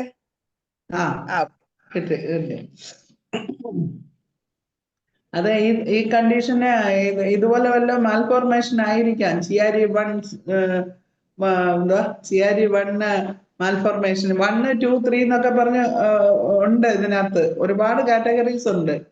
അപ്പൊ ഈ സിറിഞ്ചോമേലിയ വരുന്ന CRE-യുടെ 3-ലാ, 1-നാണെങ്കിൽ അത്ര വരില്ല എന്ന് തോന്നുന്നു. അങ്ങനെയൊക്കെ ഒരുപാട് ഉണ്ട്. ഞാൻ മാൽഫോർമേഷൻ ആണെങ്കിൽ അത് ജന്മനാ കാണണ്ടേ? അതെ, ജന്മന ഉള്ളതാ. പക്ഷെ സിംറ്റംസ് ആയിട്ട് ചിലപ്പോ പ്രൊഡ്യൂസ് ചെയ്യുന്നത് ഇത്തിരി താമസിച്ചായിരിക്കുമെന്ന് ചിലർക്ക്. ഇൻവെസ്റ്റിഗേഷൻ എന്താ എഴുതി കൊടുക്കണ്ടേ? അത് പിന്നെ MRI തന്നെയാണ്. MRI ഇതിന്റെ ബ്രെയിനും നെക്കും ഒക്കെ കൊടുത്തു നോക്കിയാൽ മതി. MRI നെക്കും രണ്ടും നോക്കണം. ഞാൻ ഈ മറ്റേ സ്പോണ്ടിലോസിസുകാരിക്ക് ഇത് മാത്രമേ നോക്കിയുള്ളൂ. പക്ഷെ ഇവരുടെ മറ്റേ കുട്ടി എനിക്ക് അവര് CRE1 പറഞ്ഞുകൊണ്ട് വന്നത് തലയ്ക്ക് ഓക്സിപിറ്റലല്ലേ അവർക്ക് പ്രശ്നം കൂടുതൽ തോന്നിയോണ്ട് അവർ തലയുടെതാ ചെയ്യുന്നത്. അപ്പോഴാണ് അത് കണ്ടത്. MRI തന്നെ ഇതിന്റെ ഒരു ഇത്. MRI എടുത്ത് നോക്കാൻ പറയും അവരോട്. ഇവർക്ക് തലയിലല്ല പറയുന്നത്, കഴുത്ത് മുതല് വലത്ത് കൈയും, പിന്നെ ഫിംഗേഴ്സിന്റെ ടിപ്പില് മരവല്, പിന്നെ ഇപ്പൊ പുതിയ സിംറ്റം ഇപ്പൊ വന്നതാണ് ചിരിക്കുമ്പം ദേഹം മൊത്തം വലിഞ്ഞു പോകുന്നു. അപ്പൊ ഇത് അങ്ങനെയുള്ള സംഭവം എന്തെങ്കിലും ആയിരിക്കും. എന്തായാലും MRI എടുക്കാൻ പറ. ബ്രെയിനിന്റെയും കഴുത്തിന്റെയും കൂടെ ചെയ്യാൻ പറ. ഈ ഫിംഗർ ടിപ്സിലൊക്കെ ഉണ്ടെങ്കിൽ കഴുത്തിനുമായിട്ട് ബാധിക്കാമല്ലോ. കഴുത്തിൽ നിന്ന് വരുമ്പോഴല്ലേ ഫിംഗർ ടിപ്സിലൊക്കെ നമുക്കത് വരുന്നത്. അത് ചെയ്യിച്ചു നോക്കാം. Thank you madam. ഇന്ന് മാഡം ഇത് പറഞ്ഞത് കൊണ്ടാണ് അങ്ങനെ ഒരു ചിന്ത പോലും വന്നത്. അതെ, ഞാൻ ഇന്ന് എന്ത് പറയണമെന്നുള്ള ഒന്നും നോക്കാൻ പറ്റില്ല. ഒരു 2 ആഴ്ചയായിട്ട് ഞാൻ ഭയങ്കര തിരക്കിലായിരുന്നു. അപ്പോഴാ വിചാരിച്ചു, നേരത്തെ ഒക്കെ പറഞ്ഞിട്ടുള്ള കേസ് അല്ലാതെ എന്ത് പറയും ഓർത്തപ്പോ ഇന്നലെ ആ കേസ് വന്നപ്പോഴാ പെട്ടെന്ന് ഞാൻ ഇന്നങ്ങ് ഓർത്ത്. ഇതൊക്കെ എനിക്ക് ഓർമ്മയുണ്ടായിരുന്നു. ഇതൊന്നും നമ്മൾ മറക്കുന്നതല്ലല്ലോ. കേസ് കൊടുത്ത മരുന്നുകൾ നമ്മൾ മറന്നു പോകത്തില്ലല്ലോ. അതൊക്കെ ഓർമ്മയിൽ നിന്ന് അങ്ങ് എടുത്ത് പറഞ്ഞത്. Salim Kumar doctor hand raise ചെയ്തിരുന്നു. ഇപ്പൊ ഡോക്ടറെ സംസാരിക്കുന്നുണ്ടോ? രണ്ടാമത് സലീം കുമാർ ഡോക്ടറാണ് ഹാൻഡ് റൈസ് ചെയ്തിരുന്നത്. ചോദിച്ചോളൂ ഡോക്ടറെ. അൺമ്യൂട്ട് ചെയ്യാൻ പറ്റുന്നില്ലേ? അൺമ്യൂട്ട് ചെയ്തേ ഡോക്ടറെ. ഡോക്ടറെ, ഒരു സിമ്പിൾ സംശയം. ഈ രണ്ട് കാര്യം. ഒന്ന്, ഈ ഗോൾ സ്റ്റോൺ എങ്ങനെയാണ് ഡോക്ടർ മാനേജ് ചെയ്യുന്നത്? ഗോൾ സ്റ്റോണിന് ഞാൻ മെയിൻ ആയിട്ട് കൊടുക്കുന്ന മരുന്ന് ചൈനയും മാക്കാർബും. ഏത് പൊട്ടൻസിക്ക്? അത് 30. കയറ്റി കൊടുത്താൽ മതി. പിന്നെ കൊളസ്ട്രിനം 3x. ആ. പിന്നെ കൊളസ്ട്രിനം 3x, പെൽറ്റൂറി മറ്റേ അതിങ്ങനെ മിക്കവാറും നമ്മൾ നോക്കുമ്പോ സ്ലഡ്ജ് കാണുന്ന സ്റ്റോൺ ആവുന്നതിന് മുമ്പേ ഇങ്ങനെ ഉള്ള ആ സംഭവം കിട്ടുവാണെങ്കിൽ നമ്പർ 1 മെഡിസിൻ ആണ് പെൽറ്റൂറി. പെൽറ്റൂറി സ്റ്റോൺ വലുതായി നിൽക്കുക, അതാ വിഷയം. സ്റ്റോൺ വലുതായി നിൽക്കുന്നതിൽ എനിക്ക് പിന്നെ കൂടുതലും മെഡിസിൻ കിട്ടിയിട്ടുള്ളത് അവരുടെ കാൽക്കേറിയ കാർവ് ഹയർ പൊട്ടൻസി കൊടുത്തിട്ട് മാക്കാർബും ചൈനയും ഡെയിലി ഡോസ് ആയിട്ട് കൊടുക്കും. അതിൽ കൊളസ്ട്രിനം 3x ഞാൻ റിപ്പീറ്റഡ് ചെയ്ത് ഇതായിട്ട് കൊടുക്കാറുണ്ട്. രണ്ടുപേരും വെച്ച് കൊടുക്കുക. ഓരോന്ന് 2 നേരം രാവിലെയും വൈകിട്ടുമായിട്ട് മാറ്റി മാറ്റി കൊടുക്കും. 30 രാവിലെയും വൈകിട്ടും കൊടുക്കും. ഇപ്പൊ ഡോക്ടർ പറഞ്ഞ പോലെ തന്നെ ഡെവലപ്മെന്റ് എററായിട്ട് വരുന്ന കുട്ടികളുണ്ട്. ഇപ്പൊ അതായത് ഇപ്പൊ ഒരു കുട്ടിക്ക് 2 വയസ്സായി, 2 വയസ്സായുള്ള കുട്ടിയാണെങ്കിൽ അതിന് തൂക്കം കുറവാണ്, വളർച്ച കുറവാണ്, ഹെഡിലെ ഓസിഫിക്കേഷൻ ഇങ്ങനെ അവിടെ കുഴിയായിട്ട് തന്നെ ഇരിക്കുകയാണ്. പക്ഷെ അവിടെ ഇപ്പൊ ഹാർഡായി. അപ്പൊ അതിന്റെ ഫേസിനൊക്കെ അതിന്റെ പ്രശ്നങ്ങളുണ്ട്. അപ്പോൾ അത്ര ഒരു കേസിൽ ഡോക്ടറാണെങ്കിൽ എങ്ങനെ അത് മാനേജ് ചെയ്യണം? തൂക്കം കുറവാണ്. 2-3 മെഡിസിൻ ആണ് അതിനകത്ത് എനിക്ക് പെട്ടെന്ന് ഓർമ്മ വന്നു. ഒന്ന് കാൽക്കേറിയ ഫോസ്, സൈലീഷ്യ, കാൽക്കേറിയ കാർബ്. ഈ 3 മെഡിസിന്റെ ഇതൊക്കെ തന്നെ അല്ല പൊട്ടൻസി സഹിതം അതെങ്ങനെയാ മാനേജ് ചെയ്യണം? പൊട്ടൻസി ആണെങ്കിൽ ഞാന് പിന്നെ ഈ പറഞ്ഞ സൈലീഷ്യ ഒക്കെ ആണെങ്കിൽ 0/3 അങ്ങ് റിപ്പീറ്റഡ് ആയിട്ട് കൊടുക്കും. കാൽക്കേറിയ ഫോസ് ആണെങ്കിൽ ഞാൻ ഒരു 10 ഒക്കെ ഒരു ഡോസ് കൊടുത്തിട്ട് പിന്നെ ഇത് 6x കൊടുക്കും. അതൊക്കെ നോക്കി അവരുടെ ഇതായിട്ടുള്ള ഇവിടത്തെ ഡെവലപ്മെന്റൽ സംഭവങ്ങൾ വരുമ്പോഴത്തേക്ക് ഒരു ഇത് വരുമ്പോ ഈ 3 മരുന്നാണ് എനിക്ക് കൂടുതലും വരുന്നത്. സൈലീഷ്യ എനിക്ക് ഒരുപാട് പേഷ്യൻസ് പിന്നെ 0/3 എനിക്ക് ആക്ഷൻ കൂടുതൽ കിട്ടിയിട്ടുള്ളത്. അത് ഭയങ്കര ഹയർ പൊട്ടൻഷ്യൽ. കാൽക്കേറിയ ഫോസ് ആണെങ്കിൽ ഈ 1M 10M അങ്ങനെ പോകില്ലേ? നമ്മുടെ പ്രാക്ടീസിൽ ഓരോന്നും. അല്ല അതാ ചോദിച്ചാൽ അങ്ങനെ ആ ഐഡിയ നമുക്ക് വേണ്ടത്. മെഡിസിൻ ആണ് പലർക്കും പറയാൻ പറ്റും, പക്ഷെ പ്രാക്ടിക്കലി കൊടുത്ത് പരിചയമുള്ളത് വെച്ചിട്ട് വേണം നമുക്ക് ചെയ്യാൻ. അതാണ് അതങ്ങനെയാണ് ഞാൻ കൊടുത്തിട്ടുള്ളത്. ഈ അമ്മ കുറച്ച് മാനസികമായ പിരിമുറുക്കം അനുഭവിച്ചിട്ടുണ്ട് പ്രഗ്നൻസി ടൈമില്. അതുകൊണ്ട് കൂടിയുള്ള വിഷയം. ഭാര്യ മൂത്ത കുട്ടികളുടെ സുന്ദരിയാണ്, ഒരു കുഴപ്പമില്ല. അതൊരു വലിയ ഫാക്ടറാണ്. അങ്ങനെ ഉണ്ടെങ്കിൽ ഇടയ്ക്ക് ഒരു ഡോസ് കാർസിനോസിനും കൊടുക്കുന്നത് നല്ലതായിരിക്കും. ഓക്കെ ഡോക്ടറെ, thank you. Okay Salim Kumar ഡോക്ടറെ. അടുത്ത ജയചന്ദ്ര ഡോക്ടറാണ് ഹാൻഡ് റൈസ് ചെയ്തിരിക്കുന്നത്. ഡോക്ടറെ സംസാരിച്ചു. അൺമ്യൂട്ട്. ഹലോ, കേൾക്കുന്നുണ്ടോ? കേൾക്കുന്നുണ്ട്. പക്ഷെ എന്തോ ഒരു റേഞ്ച് പ്രശ്നമുണ്ട്. കേൾക്കുന്നുണ്ടല്ലോ. അപ്പൊ ഭാഗ്യലക്ഷ്മി ഡോക്ടറെ ക്ലാസ്സുകളൊന്നും നമ്മൾ ഒഴിവാക്കാറില്ല. ക്ലാസ് കേൾക്കുന്നതിന് വലിയ രസമാണ്. നമുക്ക് ഒരുപാട് പുതിയ അറിവുകൾ കിട്ടുന്നുണ്ട്. പക്ഷെ ഇപ്പൊ ഞാൻ ചോദിക്കാൻ വന്നത്, മാഡത്തിന്റെ ക്ലാസ് തുടങ്ങിയപ്പോ മാഡം വാപത്തി ചുമക്കുന്നുണ്ടായിരുന്നു. ക്ലാസ്സിൽ സ്പീച്ച് ചെയ്തുകൊണ്ടിരിക്കുമ്പോ വാപത്തി ചുമക്കുന്നുണ്ടായിരുന്നു. അതിന് ഡോക്ടർ ഏത് മരുന്നാ ഉപയോഗിക്കുന്നത്? അങ്ങനെ കേസ് വന്നാൽ ഇപ്പം അല്ല ഇങ്ങനെ ഇപ്പൊ എനിക്ക് ചുമ വന്നത് ഞാൻ പറഞ്ഞില്ലേ, ഞാനൊരു ടെൻസ്ഡ് ഇതിൽ നിന്ന് ഇങ്ങോട്ട് കയറി വന്നിരുന്ന് എന്ത് പറയണം, എവിടെ തുടങ്ങണമെന്ന് ഒന്നും അറിയാതെ ഒരു മുൻ പ്രിപ്പറേഷനും ഇല്ലാതെ വന്നിരുന്നപ്പോ ഒരു എക്സൈറ്റ്മെന്റിൽ നിന്ന് വന്ന ഒരു സംഭവമാണ് എന്റെ ചുമ ഇപ്പൊ. മനസ്സിലായി. പക്ഷെ ഇങ്ങനെ ഒരു കേസ് നമ്മുടെ അടുത്ത് വന്നാൽ നമ്മൾ ഏത് മരുന്ന് ആലോചിക്കും? അത് അപ്പൊ ഇതിനകത്ത് ഈ ഒരു മൊഡാലിറ്റി മാത്രം കൊണ്ട് പറ്റത്തില്ലല്ലോ നമുക്ക്. നമ്മള് പിന്നെ ചോദിക്കുക എപ്പോഴും ചുമയുണ്ടോ അതോ സംസാരിക്കുമ്പോഴേ ഉള്ളോ എന്നൊക്കെ ഉള്ള ചോദിച്ചിട്ട്, സംസാരിക്കുമ്പോഴേ ഉള്ളെങ്കിൽ ഇതായിട്ട് കൊടുക്കുന്നതാ. പിന്നെ ഇതുണ്ടല്ലോ റൂമെക്സ്, സ്റ്റാനത്തിന് സംസാരിക്കുമ്പം ചുമ വരും. പിന്നെ ആർജന്റമെറ്റ്, ഇങ്ങനെയൊക്കെ ഇപ്പൊ അതൊക്കെ ഓർമ്മ വരുന്നുള്ളു. ഞാൻ എല്ലാ ചുമയും മൊഡാലിറ്റി നോക്കിയാണ് ഞാൻ ചുമയ്ക്ക് മരുന്ന് കൊടുക്കുന്നത്. പണ്ട് ഒരു ഡോക്ടർ എവിടെയോ ഇങ്ങനെ പറഞ്ഞു, ഒറ്റ ഡോസ് ചുമ കൊണ്ട് ഒറ്റ ഡോസ് മരുന്ന് കൊണ്ട് ഒരു ചുമ മാറ്റുന്നവർ ആരാണോ അവരാണ് നല്ല ഏറ്റവും നമ്പർ 1 ഹോമിയോപ്പത്ത്. അപ്പം അതുകൊണ്ട് ഇപ്പോഴാണ് നമുക്ക് നല്ല ചുമ നന്നായിട്ട് വന്നുകൊണ്ടിരിക്കുന്ന ഒരു ചുമയുടെ സീസണാണിത്. ഈ സീസണിൽ നമുക്ക് പിന്നെ ഒരുപാട് മരുന്നുകൾ യൂസ് ചെയ്യേണ്ടി വരുന്നു. പലർക്കും ഒരു മെഡിസിനിലൊന്നും മാറുന്നില്ല.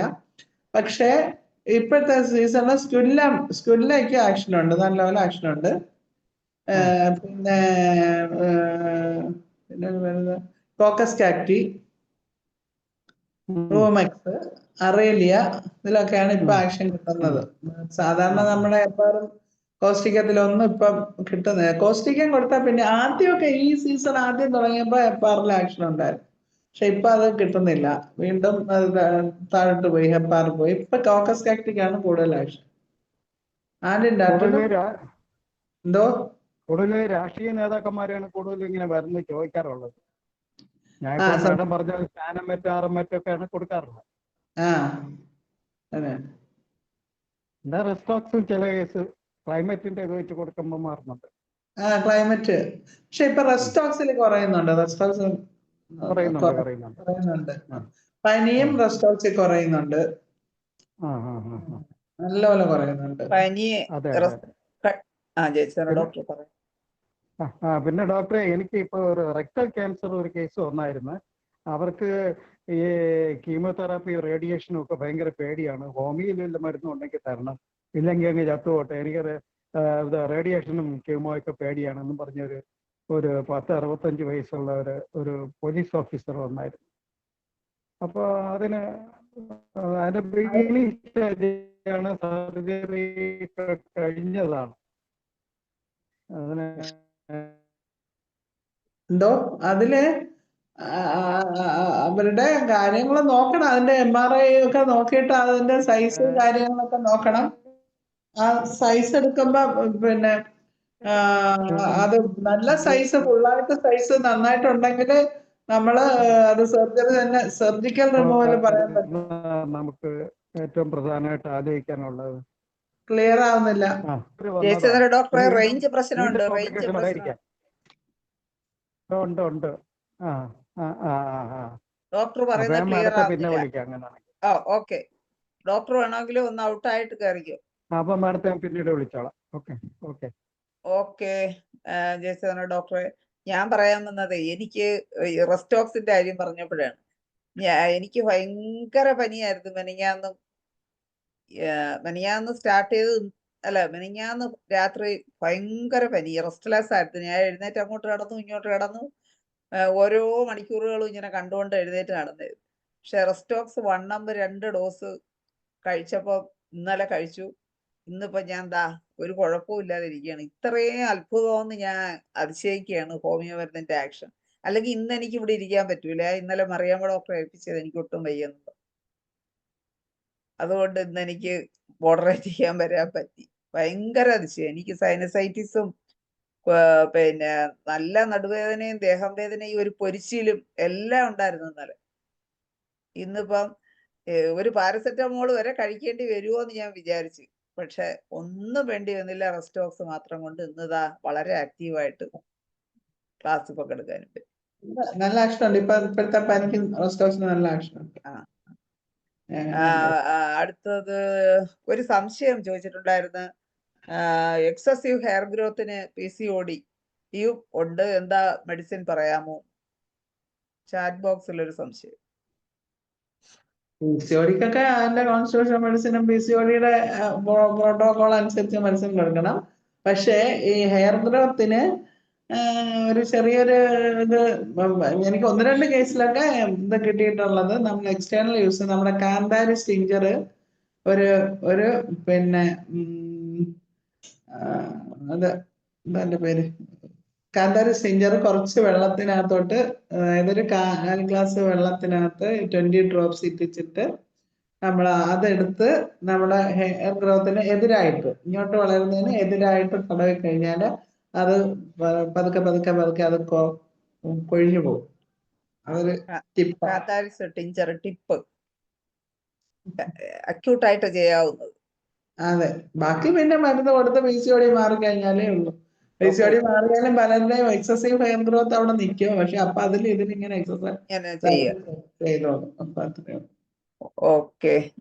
അടുത്ത ഒരു സംശയം കൂടെ ചാറ്റ് ബോക്സിൽ നേരത്തെ ലതാ മനോഹരൻ ഡോക്ടർ ചോദിക്കുന്നു. സാധാരണ എന്നും വീഡിയോ ഫോൺ ചെയ്ത് വരുന്നതാണ്, ഇന്നിപ്പോ അരങ്ങത്തില്ല. അസൈറ്റിസിന് എന്താ മെഡിസിൻ എന്ന് ചോദിച്ചിട്ടുണ്ട്. അസൈറ്റിസ് അല്ലേ?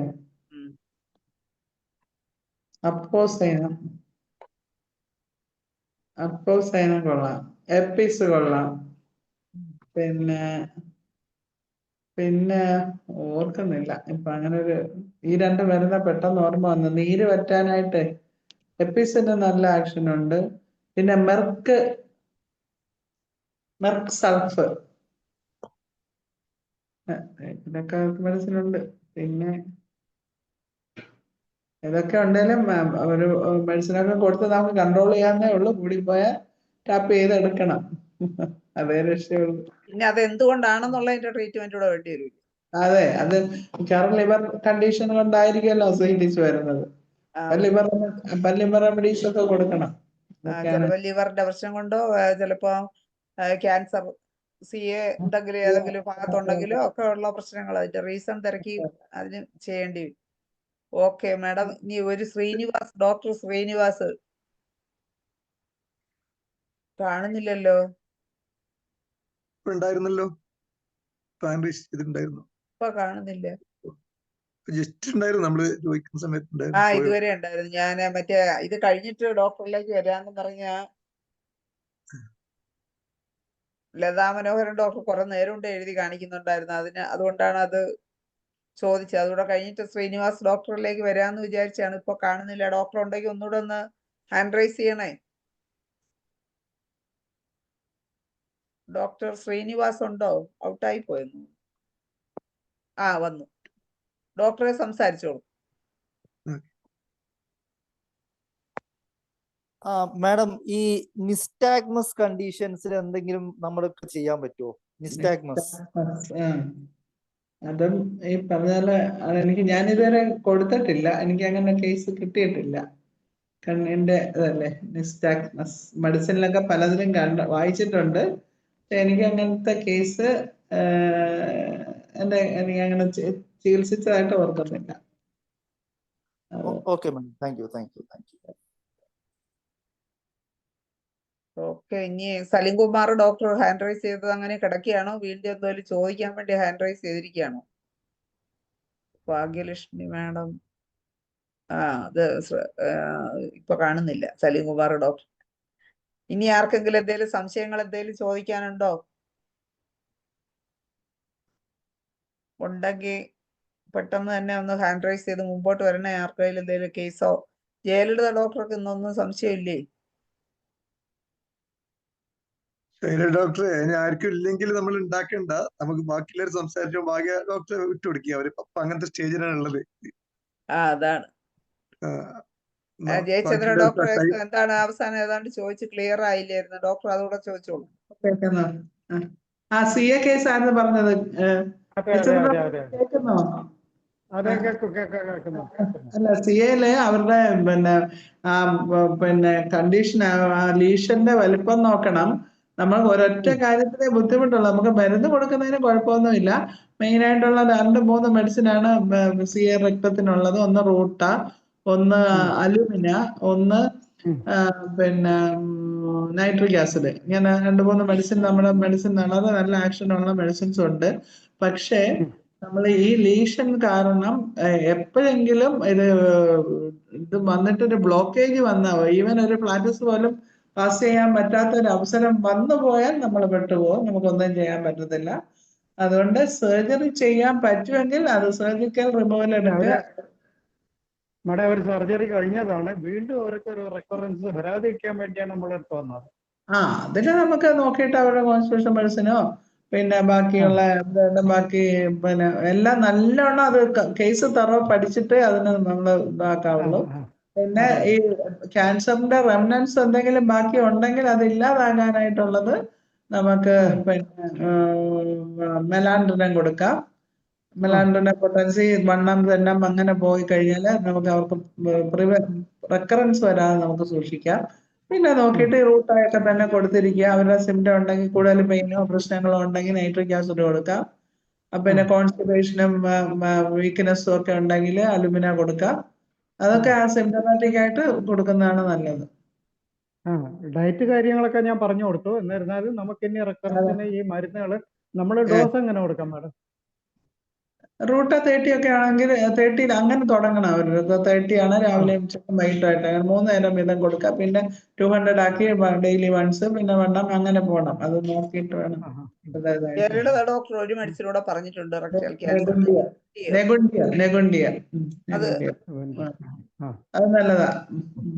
അതെ ഇന്റേണൽ പൈൽസിന് ബ്ലൈൻഡ് പൈൽസിന് നെഗുണ്ടിയ നല്ല. അതെ. മാഡം നേരത്തെ സലീംകുമാർ ഡോക്ടർ ചോദിച്ച പോലെ ഈ ഗാൾസ്ട്രോണിന് ഒരു മരുന്നിനെ പറ്റി ചോദിച്ചല്ലോ. അപ്പൊ എന്റെ ഒരു സുഹൃത്ത് പറഞ്ഞതനുസരിച്ച് ജുഗുലൻ സിനറേറിയ എന്ന് പറഞ്ഞിട്ട് സെന്റ് ജോർജ് ആർക്കൊരു മരുന്നുണ്ട്. അത് കൊടുത്ത് ഒരുപാട് പേഷ്യൻസിന് 4ഉം 5ഉം സ്റ്റോണുള്ള എല്ലാം മാറിയിട്ടുണ്ട്. അതിന്റെ ടിഞ്ചർ അത് കൊടുത്തിട്ട് ഒരുപാട് കേസ് മാറിയിട്ടുണ്ട്. ജുഗുലൻസ് സെന്റ് ജോർജ് ആർക്കേ ഉള്ളത്. നമ്മുടെ ഇത് മെറ്റീരിയൽ മെഡിക്കലൊന്നും ഇല്ല, ഒരു മദ്രാസ് ജേർണലിൽ നിന്നാണ് കിട്ടിയത്. ഞാൻ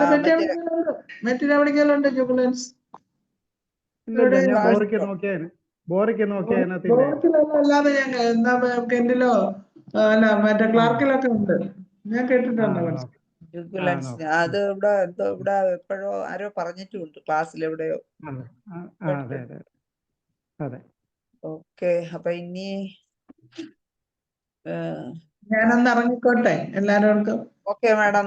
അപ്പൊ ഇനി ആർക്കെങ്കിലും എന്തെങ്കിലും ഇതിനെ കുറിച്ച് എന്തെങ്കിലും വിഷയത്തിനെ കുറിച്ച് ചർച്ചയാണെങ്കിൽ തുടരാം. ഒരു 10 മിനിറ്റിന്റെ കാര്യം കൂടെ ഉള്ളത്. നിങ്ങളൊന്ന് ചർച്ച ചെയ്തോളൂ. ഞാനൊന്ന് ഇറങ്ങിക്കോട്ടെ. എല്ലാവർക്കും നമസ്കാരം. എന്റെ ബുദ്ധിമുട്ടായതുകൊണ്ടാണ് ഇറങ്ങുന്നത്. പ്രശ്നമില്ല, അത് ഓരോരുത്തരെ മാഡം. സന്തോഷം. അപ്പൊ മാഡം ഈ ചുരുങ്ങിയ സമയം കൊണ്ട് വെടിക്കെട്ട് കാര്യങ്ങളും കൊണ്ടാണ് വന്നത്. നമ്മൾ കേട്ടിട്ടില്ല. വളരെ സന്തോഷം. നന്ദി. Thank you. എല്ലാവർക്കും ഒന്നുകൂടെ thank you. Good night. Okay madam. അപ്പൊ ഇനി കുറച്ച് സമയമുണ്ട്. നമുക്ക് എന്തെങ്കിലും ചർച്ചയായിട്ട് മുമ്പോട്ട് കൊണ്ടുപോകാം. ചർച്ചയ്ക്ക് ആരെങ്കിലും ഒക്കെ തയ്യാറായിട്ട് മുമ്പോട്ട് വരിക. എന്തെങ്കിലും കാര്യങ്ങളൊക്കെ ഇപ്പോ ഉള്ള നിലവിലുള്ള കേസുകൾ എന്താണ് കൂടുതലെന്നുള്ളതോ. സലീംകുമാർ ഡോക്ടറെ ഉണ്ടോ? സലീംകുമാർ ഡോക്ടർ ഉണ്ടോ? ഡോക്ടർ പറഞ്ഞല്ലോ റെസ്റ്റോക്സ് കഴിച്ചെന്ന് പറഞ്ഞില്ലേ? എന്തൊക്കെയാണ് സിംറ്റം? എനിക്ക് സിംറ്റം നല്ല ബോഡി പെയിൻ ഉണ്ടായിരുന്നു, ഒരു പൊരിച്ചില്, ഒരു റെസ്റ്റ്ലെസ്നെസ് ഉണ്ടായിരുന്നു. എന്നിട്ട് പോലും ഞാൻ ആദ്യം സാധാരണ എനിക്ക് എന്ത് അസുഖം വന്നാലും ബെല്ല് കഴിച്ചാലാണ് കുറയുക. തൊണ്ടവേദന വന്നാലും എന്ത് പ്രശ്നം വന്നാലും. അതുകൊണ്ട് ആദ്യം ഞാൻ ബെൽഡോണയാണ് കഴിച്ചത്. വണ്ണം വരെ കഴിച്ചു. പക്ഷെ ചെറിയ ടെമ്പറേച്ചറും ഉണ്ട്. ഒരു പല്ലിനൊക്കെ ഒരു വിരുവിരിപ്പ്, പനിയുടെ എല്ലാ ലക്ഷണവും, ആ ഒരു ഇൻഫ്ലമേഷന്റെ എല്ലാ ലക്ഷണവും ഉണ്ട്. അപ്പൊ ഞാൻ ബെല്ല് ആദ്യം കഴിച്ചു. വണ്ണം 2 ഡോസ് കഴിച്ചു. എന്നിട്ടും ഒരു രക്ഷയില്ല, കുറഞ്ഞില്ല. പിറ്റേ ദിവസം അപ്പൊ എന്തായാലും എനിക്ക് റെസ്റ്റ്ലെസ്നെസ് ഒക്കെ ഉണ്ടല്ലോ. അപ്പൊ അങ്ങനെ ഞാൻ റെസ്റ്റോക്സ് കഴിച്ചു. റെസ്റ്റോക്സ് വണ്ണം ഒറ്റ ഡോസ് കഴിച്ചപ്പോഴേ കുറച്ചൊരാശ്വാസം ഉള്ള പോലെ തോന്നി. ഒരു ഡോസ് കൂടെ എന്തായാലും ഇരിക്കട്ടെ എന്ന് പറഞ്ഞിട്ട് ഒന്നുകൂടെ കഴിച്ച്. ഇന്ന് ഞാൻ ഒരു മെഡിസിനും കഴിച്ചില്ല. രാവിലെ എഴുന്നേറ്റപ്പം മനസ്സിന് കുഴപ്പമില്ല എന്ന് തോന്നി. എഴുന്നേറ്റ് ജോലിയൊക്കെ ചെയ്യാന്ന് തോന്നി. പിന്നെ ഇന്ന് ഇപ്പൊ വൈകുന്നേരം ആയപ്പോഴത്തേക്ക് ഇന്നലെ അങ്ങനെ ഒരു അവസ്ഥ ഉണ്ടായിരുന്നു പോലും എനിക്ക് വലിയ കുഴപ്പമൊന്നുമില്ല. ഇംഗ്ലീഷ് മരുന്ന് കഴിച്ചാൽ ഇഞ്ചക്ഷൻ എടുത്താൽ പോലും ഇത്രയും ഒരു ആക്ഷൻ കിട്ടുമെന്ന് എനിക്ക് തോന്നുന്നില്ല. അതുപോലെ വ്യത്യാസം. അതുകൊണ്ട് ഞാൻ മനസ്സിലാക്കിയ ഒരു കാര്യം എന്ന് പറഞ്ഞാൽ, നമുക്ക് ഏതാണോ കറക്റ്റായിട്ട് സെലക്ഷൻ കറക്റ്റ് ആയാൽ ഇപ്പൊ ഡോസ് ഇച്ചിരി കൂടിയാലും കുറഞ്ഞാലും കുറയും, നല്ലപോലെ കുറയും. ശരിയാ. അല്ല, പ്രത്യേകിച്ച് വണ്ണമൊക്കെ കൊടുത്താൽ റിസൾട്ട് പെട്ടെന്ന് കിട്ടുന്നുണ്ട്. പിന്നെ നമ്മള് വണ്ണം കഴിച്ചാൽ കംപ്ലീറ്റ് മാറുമെന്ന് പറഞ്ഞ് വെയിറ്റ് ചെയ്തിരിക്കാൻ വേണ്ട. ഒരു ഡോസ് കൂടെ ഒക്കെ കഴിച്ചാലും കുഴപ്പം വരും. ഇല്ല ശരിയാ. എങ്ങനെയോ നമ്മളുടെ മനസ്സിൽ അങ്ങനെ ഒരു വണ്ണം ഒരു ഹൈ പൊട്ടൻസി ആണെന്നുള്ള ധാരണ ഉണ്ട് പേടി. നമ്മള് പേടിച്ചിട്ട് ചിലപ്പോ പേഷ്യന്റിന് കൊടുക്കാതെ ഇരിക്കും. അതെ. ഈ അഗ്രവേഷം വരും. അങ്ങനെ വിചാരിക്കണ്ട. ചിലപ്പം ചൂടൊക്കെ കുറെ 1-2 ഡോസ് കൊടുക്കേണ്ടി വരും. അതെ. അപ്പൊ അതാണ് എനിക്ക് മനസ്സിലാക്കാൻ പറ്റും. അല്ല, ഭാഗ്യലക്ഷ്മി ഡോക്ടർ പറഞ്ഞു ഇപ്പോഴത്തെ സീസണിലെ എന്ന് പറഞ്ഞു. അപ്പൊ സീസണില് അത് ഞാൻ ചോദിക്കാം. പിന്നെ അതും കൂടി ചോദിച്ച് ഡോക്ടർ ബുദ്ധിമുട്ടിക്കണമെന്ന് വെച്ചിട്ടായിരുന്നു. അപ്പൊ ഏതാണ് ഇപ്പോഴത്തെ സീസണില് ഓരോ നാട്ടിൽ ഓരോന്ന് വ്യത്യാസം ഉണ്ടാവുമല്ലോ. അതായത് ചോദിച്ചത്. ഇപ്പൊ എനിക്ക് കിട്ടുന്നതിൽ പലരും ഡ്രൈ കൊണ്ടൊക്കെ ഞാൻ മാറ്റണത്. ഇപ്പൊ ഹീറ്റും ഇതൊക്കെ ഉള്ളതുകൊണ്ട്. എനിക്ക് പിന്നെ കുറച്ചൊരു റെസ്റ്റോക്സിന്റെ സിംറ്റം കൂടെ ഉണ്ടെന്ന് പറയാം. അതെ, റെസ്പിറേഷൻ ഉണ്ടായിരുന്നു. അതൊക്കെ ഉണ്ട്. ജയചന്ദ്രൻ ഡോക്ടർ അല്ല സലീംകുമാർ ഡോക്ടർക്ക് ഇനി എന്തെങ്കിലും പറയാനുണ്ടോ? ഇല്ല, ഇത്രേ ഉള്ളൂ. ഓക്കെ ഡോക്ടറെ. ഇനി പുതിയൊരാൾ വന്നിട്ടുണ്ട്. ജയലളിത ഡോക്ടർക്ക് എന്താ പറയാനുള്ളത്? അൺമ്യൂട്ട് ചെയ്തേ ഡോക്ടറെ. ജയലളിത ഡോക്ടറെ. ഓക്കെ. ഞാനേ നേരത്തെ വിളിച്ച് പിന്നെ ഭാഗ്യ ഡോക്ടർക്ക് തിരക്കായതുകൊണ്ടാണ് പാവം. ഭയങ്കര തിരക്കിലാണ് ഡോക്ടർ. ഞാൻ പറയാൻ വന്നത് മധുസൂദനൻ ഡോക്ടറിന്റെ ക്ലാസ്സില് ലിവർ കംപ്ലൈൻസിനെ കുറിച്ച് നല്ല അസലായിട്ട് എക്സ്പ്ലെയിൻ ചെയ്തതാണ്. ആരും അത് ശ്രദ്ധിക്കുന്നില്ലേന്ന് എനിക്കറിയില്ല. സാറ് പറഞ്ഞിരുന്നു റൂട്ട 6C ആഡേലിന്റെ വാങ്ങിച്ചിട്ട് അത് സാധാരണ ഈ ഓഫീസ് വർക്ക് ചെയ്യണവർക്ക് അതുപോലെ ഡ്രൈവർമാർക്ക് കണ്ടിന്യൂസ് ഇരുന്ന് കഴിഞ്ഞിട്ട് വരുന്ന CA കംപ്ലൈൻസ് ഒക്കെ ആണെങ്കിൽ വരാതിരിക്കാനായിട്ട് ഈ റൂട്ട 6C ആഡലിന്റെ തന്നെ ഒറ്റ ഡ്രോപ്പ് ഇടക്ക് വല്ലപ്പോഴൊക്കെ ഇങ്ങനെ കഴിച്ചുകൊണ്ടിരുന്നാല് ആ ഒരു വരുന്നത് പ്രിവെന്റ് ചെയ്യാന്ന് ഒരു ക്ലാസ്സിൽ പറഞ്ഞിരുന്നു. അന്ന് ജയചന്ദ്രൻ ഡോക്ടർക്ക് അറിയില്ല. അല്ല സാറിന്റെ യൂട്യൂബില് ലിവറിന്റെ കംപ്ലൈൻസ് ഒക്കെ കംപ്ലീറ്റ് സാറ് ഡീറ്റെയിൽഡ് ആയിട്ട് 2, 3, 4 ക്ലാസ്സുകളൊക്കെ വെച്ച് എടുത്തതാണ്. ആ നോട്ട്സ് ഒക്കെ നോക്കിക്കഴിഞ്ഞാൽ അല്ലെങ്കിൽ ആ യൂട്യൂബിൽ അടിച്ചു കൊടുത്ത് അതിന്റെ കിട്ടും. നല്ല സെഷനാണ് സാറിന്റെ. അപ്പൊ നോക്കുക. അപ്പൊ അതിലൊക്കെ ഉണ്ട്. ഞാനത് പറയാന്ന് ഓർത്തിട്ടാണ്. ഞാനൊരു മെസ്സേജ് ഇട്ടതല്ലേ? അതെ. ഡോക്ടറെ, ഈ റൂട്ട 6Cക്ക് വളരെ ഇമ്പോർട്ടൻസ് ഉണ്ട്. വേറെ ഇമ്പോർട്ടൻസ് ഉണ്ട്. അത് എറണാകുളത്ത് ഒരു സെമിനാറിൽ ഡോക്ടർ പേര് പറഞ്ഞു, ഫേമസ് വടക്കേ ഇന്ത്യക്കാരൻ. അദ്ദേഹം പറഞ്ഞ അത് ബ്രെയിൻ ട്യൂമറിന്റെ ഒരു ടിപ്പായിട്ട് അദ്ദേഹം പറഞ്ഞു. റൂട്ട 6C റിപ്പീറ്റ് ആയി കൊടുത്താൽ ബ്രെയിൻ ട്യൂമർ പോലും ചുരുങ്ങി പോകുന്നു. നല്ല ആക്ഷൻ ആണ് അല്ലേ? അത് ഈ പൊട്ടൻസ് തന്നെ പറഞ്ഞത്. അതുകൊണ്ട് എന്തെങ്കിലും ഓർക്കാൻ കാര്യം. പിന്നെ വന്നിട്ട് ഈ നെഗുണ്ടിയം പറഞ്ഞത് എക്സ്റ്റേണൽ പൈൽസ് നല്ലോണം പുറത്തോട്ടും വന്ന് നല്ല അസലായിട്ട് വേദന ഉണ്ടെങ്കിൽ പെട്ടെന്ന് കുറയ്ക്കാൻ നല്ലതാണ് ഈ നെഗുണ്ടിയം എന്ന് പറഞ്ഞത്. നല്ല ആക്ഷൻ കിട്ടും അതിനും. അപ്പൊ അത് രണ്ടുമാണ് ഞാൻ ഇപ്പൊ പറയാന്ന് ഉദ്ദേശിച്ചത്. പൈൽസിന് മാത്രം ഇല്ലേ? അതെ. അപ്പൊ ജയൻ ഡോക്ടർ ചോദിച്ചത് കൊണ്ട് ഞാനിപ്പോ പറഞ്ഞതാ. ഓക്കെ, താങ്ക് യു മാ. ഓക്കെ ജയലളിത ഡോക്ടറെ, സന്തോഷം. അപ്പൊ ഇനി ജയചന്ദ്രൻ ഡോക്ടർ ഒന്ന് ഹാൻഡ് റൈസ് ചെയ്തിരുന്നല്ലോ, എന്തെങ്കിലും പറയാനുണ്ടോ? അല്ല, ഞാൻ ചോദിക്കാൻ ഉദ്ദേശിച്ച ഉള്ള റെമഡി ഇതാ ഇപ്പോ ഒരു ജയലളിത മാഡം പറഞ്ഞപ്പോ ബോധ്യമായല്ലോ. ഓക്കെ. ഇനി ആർക്കെങ്കിലും എന്തെങ്കിലും സംസാരിക്കാനുണ്ടോ? ധനേഷ് ഡോക്ടർ ഉണ്ടോ? ഇല്ല. നമുക്ക് ഏകദേശം വൈൻഡപ്പ് ചെയ്യാനുള്ള സമയമായി. ഇനി ആർക്കെങ്കിലും എന്തെങ്കിലും പറയാനോ ചോദിക്കാനോ ഉണ്ടെങ്കിൽ പറയാം, ഇല്ലെങ്കിൽ നമുക്ക് വൈൻഡപ്പ് ചെയ്യാം. ഹരിഹരൻ സാറുണ്ടല്ലോ. ഹരിഹരൻ സാർ എന്തെങ്കിലും കുറച്ച് സമയമുള്ളൂ, എന്തെങ്കിലും പറയാനുണ്ടോ?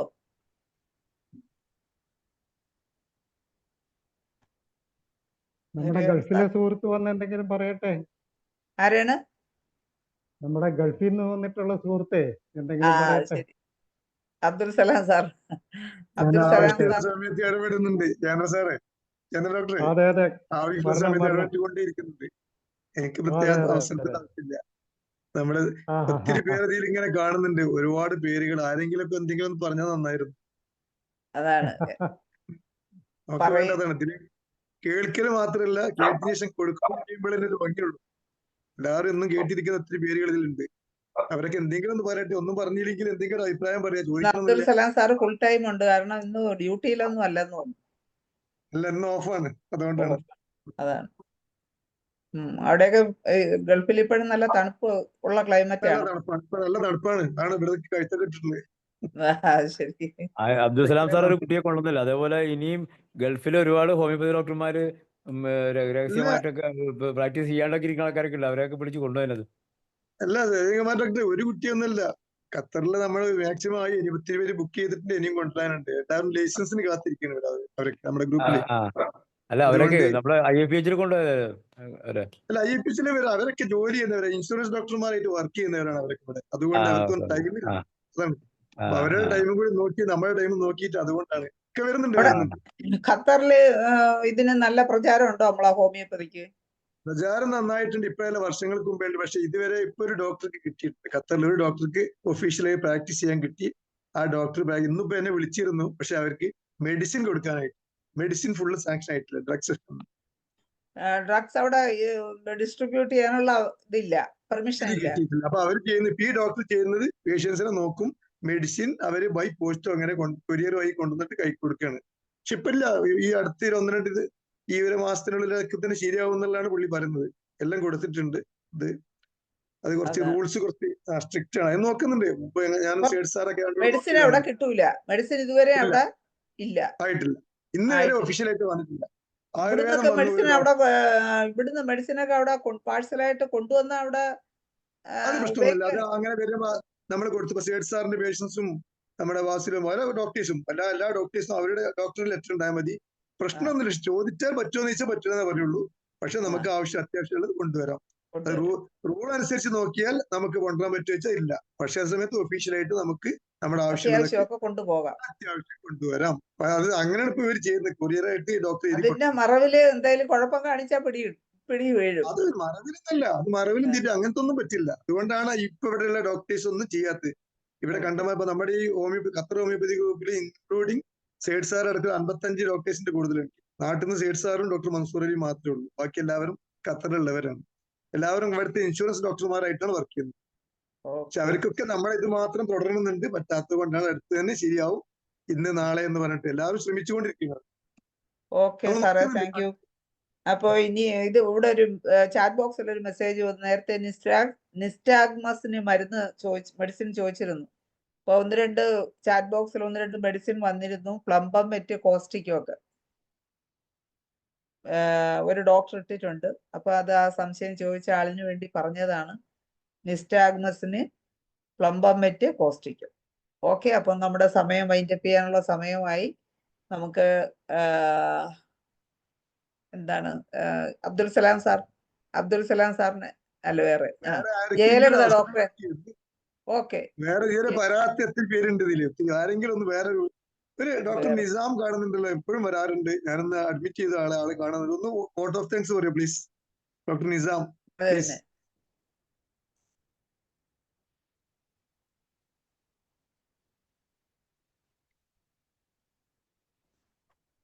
നമ്മൾ സ്ഥിരം പറയുന്ന ആളുകളല്ലാതെ ഇതിൽ വരുന്നവർ ഒരു വോട്ട് ഓഫ് താങ്ക്സ് പറയാനെങ്കിലും ഒന്ന്. ഡോക്ടർ നിസാം റെഡിയാണോ? ഡോക്ടർ ബീന പറയുവോ? ഒത്തിരി പേരുണ്ട്, അവരെയൊക്കെ ഒന്ന് മുഖം കാണാൻ വേണ്ടി നമുക്ക് ആഗ്രഹമുണ്ട്. പക്ഷെ ആരും വരില്ല. ജയലളിത ഡോക്ടറെ തന്നെ വിളിക്കാം, നമുക്ക് വൈൻഡപ്പ് ചെയ്യണ്ടേ. ജയലളിത ഡോക്ടറെ, നമ്മുടെ ഭാഗ്യലക്ഷ്മി മാഡത്തിനുള്ള നന്ദി പറയുന്നതിന് വേണ്ടി ഡോക്ടർ ജയലളിത ക്ഷണിക്കും. ഈ തിരക്കിന്റെ ഇടയിലും ഈ ഭാഗ്യലക്ഷ്മി മാം വന്നത് നമുക്ക് നല്ലൊരു ക്ലാസ് തന്നു. മാമിനും പാടില്ല, ചുമയാണ്. കുറച്ചു ദിവസമായി പറയുന്നു നല്ല ചുമയുണ്ടെന്ന്. എന്നാലും ആ ക്ലാസ്സിന്റെ ഇടയ്ക്ക് എത്ര പ്രാവശ്യം ചുമച്ചു. അതിനേക്കാൾ ഉപരി ആ വീട്ടിൽ തന്നെ വയ്യാത്തൊരു ബ്രദറും. കഷ്ടം. അതിന്റെ ഇടയിൽ നമ്മൾക്ക് വന്ന് ഇത്രയും നല്ല ക്ലാസ്സുകൾ കുറച്ച് സമയം കൊണ്ട് ഒരുപാട് റെയർ ആയിട്ടുള്ള കേസുകളും അതെങ്ങനെ പോകണമെന്നും അത് ഏതെല്ലാം മെഡിസിൻസ് എടുക്കണമെന്നും ഏത് പൊട്ടൻസി എങ്ങനെ പോകണം എന്നുള്ളതെല്ലാം ഡീറ്റെയിൽഡ് ആയിട്ട് പറഞ്ഞു തന്ന ഭാഗ്യലക്ഷ്മി മാമിന് എന്റെയും IFPHന്റെയും ഹോമിയോപ്പതി സ്നേഹികളുടെയും പേരിൽ ഒരുപാട് നന്ദി. താങ്ക് യു മാ. ഓക്കെ, നന്ദി ജയലളിത ഡോക്ടറെ. അപ്പോ നമുക്ക് ഇന്ന് ഭാഗ്യലക്ഷ്മി മാഡത്തിന്റെ ക്ലാസ് ആയിരുന്നു. മാഡത്തിന് അസൗകര്യത്തിനിടയിലും ഒരു എമർജൻസി സിറ്റുവേഷൻ ഇടയിലും വന്ന് നമുക്ക് ക്ലാസ് എടുത്ത ഭാഗ്യലക്ഷ്മി മാഡത്തിന് ഒരിക്കൽ കൂടി നന്ദി പറഞ്ഞുകൊണ്ടും, മാഡം നേരത്തെ റിലീവ് ചെയ്ത് പോയെങ്കിലും നമ്മളെ സമയം കംപ്ലീറ്റ് ചെയ്യത്തക്കോണം എല്ലാ ഡോക്ടർമാരും സഹകരിച്ച് ചർച്ച ചർച്ച കൊണ്ടുവന്ന് നമ്മുടെ സമയം പൂർത്തീകരിക്കാൻ സഹായിച്ച എല്ലാ ഡോക്ടേഴ്സിനും ഒരിക്കൽ കൂടി നന്ദി പറഞ്ഞുകൊണ്ടും എല്ലാവർക്കും ശുഭരാത്രി നേർന്നുകൊണ്ടും ഇന്നത്തെ മലയാളം സെഷൻ വൈൻഡപ്പ് ചെയ്യുന്നു. നന്ദി, നമസ്കാരം.